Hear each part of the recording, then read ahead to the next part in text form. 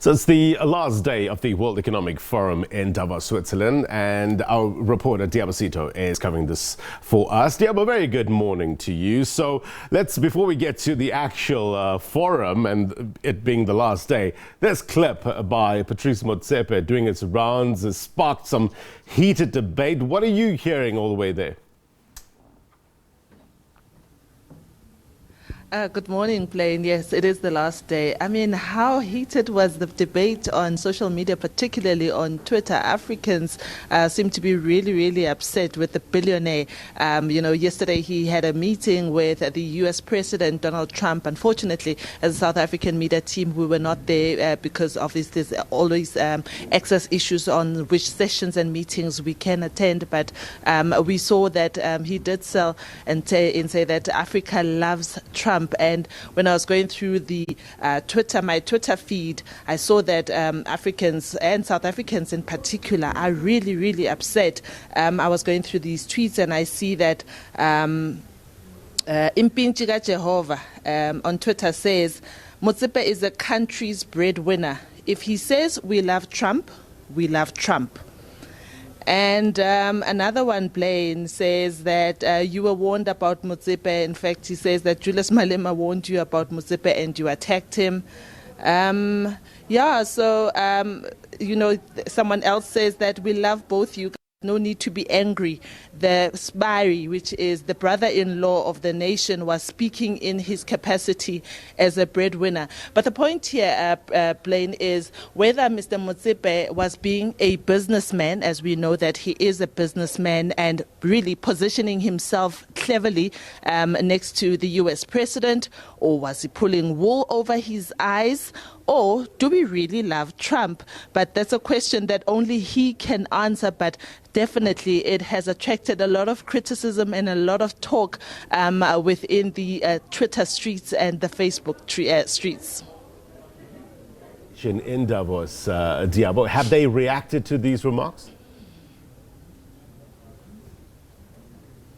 It's still very early in the morning, so we only have a press briefing that's lined up in about an hour or two, where we'll hear what the South African delegation, if they will respond to this. We will, of course, pose the question to the Minister of International Relations. This is important in a sense because we also do have trade relations with the U.S. I mean, trade among the two countries, South Africa and the U.S., amounts to around $12 billion.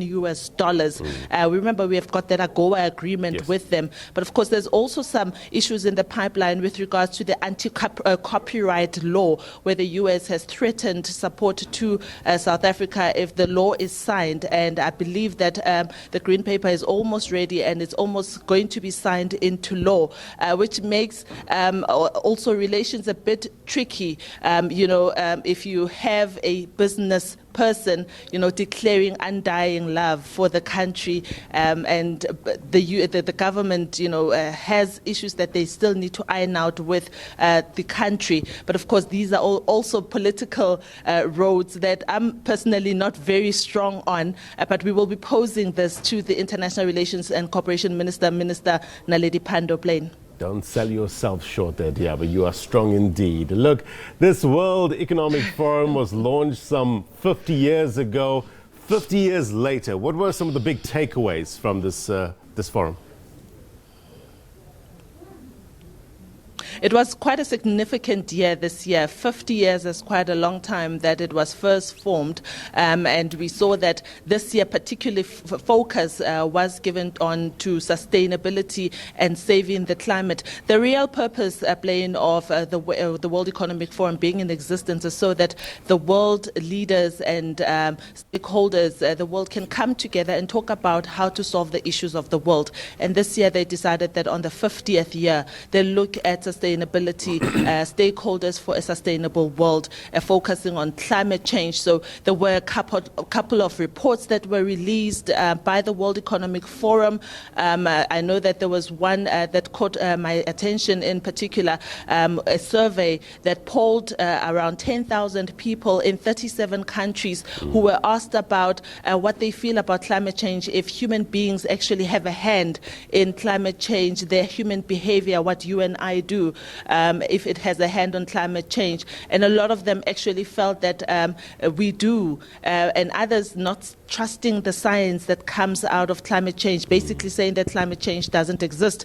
Earlier in the week, we also saw the International Monetary Fund releasing its economic outlook for the world, basically downgrading South Africa's growth projections from previously 1% to now 0.8%, and for next year in 2021 from 1.4% to 1%, which is quite low, Blaine, when you consider that we are Africa's most industrialized economy.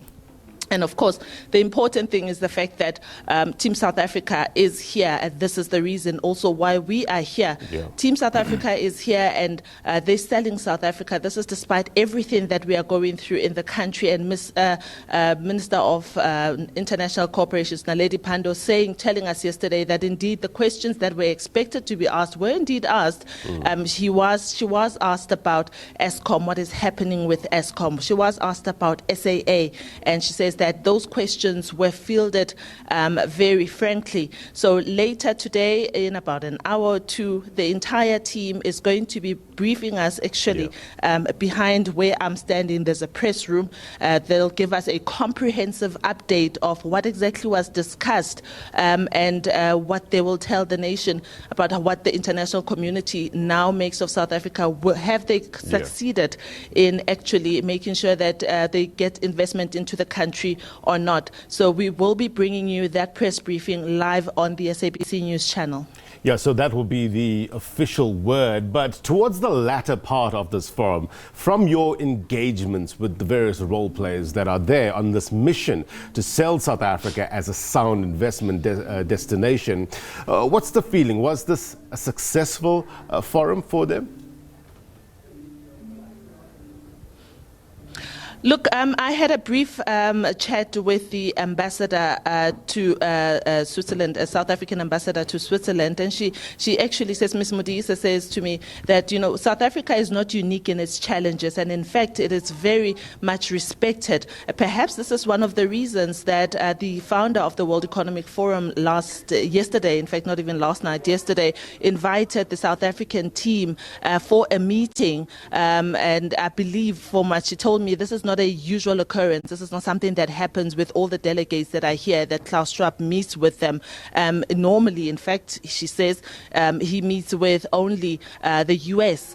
So it was quite an honor from what I could pick up that South Africa was invited to the meeting. We don't know at this point what was discussed. We will be asking in that press briefing about what was discussed with the founder. But from the looks of it, it looks like there is progress being made. But we can only confirm that, Blaine, once we are in that press briefing and we hear it from the horse's mouth. 100%. Thank you very much indeed. We shall hear from all those horses, so to speak, a little later on. Thank you very much indeed, Liabo. Liabo Setho live for us in Switzerland.